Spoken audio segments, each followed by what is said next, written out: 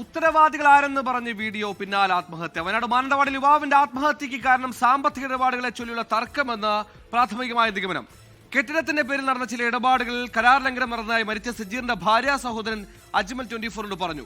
സജീറിന്റെ വീഡിയോയിൽ പറയുന്നവരെ പറ്റി തന്നോടും സൂചിപ്പിച്ചിരുന്നുവെന്നും അദ്ദേഹം പറഞ്ഞു. അതേസമയം ആരോപണ വിധേയരായ ഇ സി ബാപ്പുവിന്റെ വീട്ടിൽ ഫോറൻസിക് സംഘം പരിശോധന നടത്തി. പ്രസാദ് കാളിദാസൻ വയനാട്ടിൽ നിന്ന് തയ്യാറാക്കിയ റിപ്പോർട്ടിലേക്ക്. ഈ കടുംകൈ ചെയ്യാനുണ്ടായ കാരണം ഇ സി ബാപ്പു എന്ന മാനന്തവാടി സ്വദേശിയും പൂച്ചക്കൽ റഫീഖ് കുട്ടത്ത് പോലീസ് സ്റ്റേഷൻ്റെ സമീപത്ത് താമസിക്കുന്ന പൂച്ചക്കൽ റഫീഖ് എന്നറിയപ്പെടുന്ന രണ്ട് വ്യക്തികളുമാണ് എന്ന് അദ്ദേഹം തന്നെ വെളിപ്പെടുത്തിയിട്ടാണ് സ്വന്തം ജീവൻ തന്നെ അദ്ദേഹം നഷ്ടപ്പെടുത്തിയത്. മാനന്തവാടി എരുമത്തെരുവിൽ കാറിൽ തീ കൊളുത്തി ആത്മഹത്യ ചെയ്ത സജീറിൻ്റെ മരണത്തിൽ ദുരൂഹതകൾ ഏറുകയാണ്.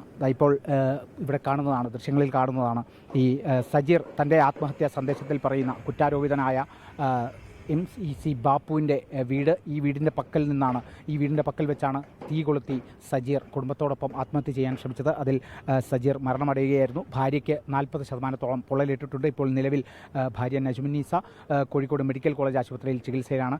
2 വയസ്സുകാരിയായ മകളുടെ നില തൃപ്തികരമാണ് എന്നുള്ളതും കൂടിയാണ് മനസ്സിലാക്കുന്നത്. ഇപ്പോൾ ഫോറൻസിക് സംഘം കുറ്റാരോപിതനായ ഇ സി ബാപ്പുവിൻ്റെ വീട്ടിലെത്തി പരിശോധന നടത്തുകയാണ്.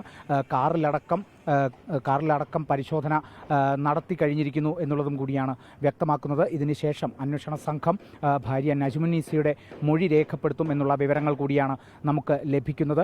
നമുക്കറിയാം, ഏറെ നാളുകൾക്ക് മുമ്പേ നടന്ന ഒരു സാമ്പത്തിക ഇടപാടുമായി സംബന്ധിച്ച് അതിലൊരു കരാറുണ്ടായിരുന്നു.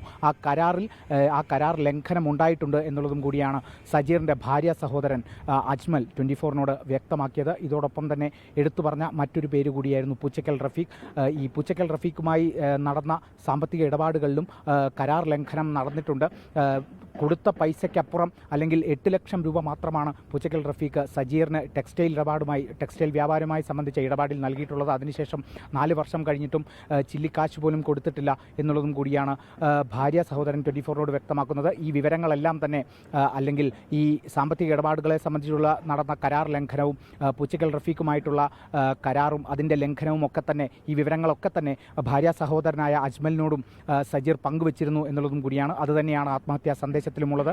ഇപ്പോൾ നിലവിൽ കുറ്റാരോപിതനായ ഇ സി ബാപ്പുവിൻ്റെ വീട്ടിൽ, ഈ വീടിന് സമീപത്ത് വെച്ചാണ് സജീർ കഴിഞ്ഞ ദിവസം രാത്രി 10 മണിയോടെ കാറിൽ തീ കൊളുത്തി ആത്മഹത്യ ചെയ്തത്. ആ കുറ്റാരോപിതനായ ഇ സി ബാപ്പുവിൻ്റെ വീട്ടിൽ ഫോറൻസിക് സംഘമെത്തി കാറടക്കം പരിശോധന നടത്തിയിരിക്കുകയാണ്. ക്യാമറ പേഴ്സൺ മനുവിനോടൊപ്പം പ്രസാദ് കാളിദാസൻ, 24 വയനാട്.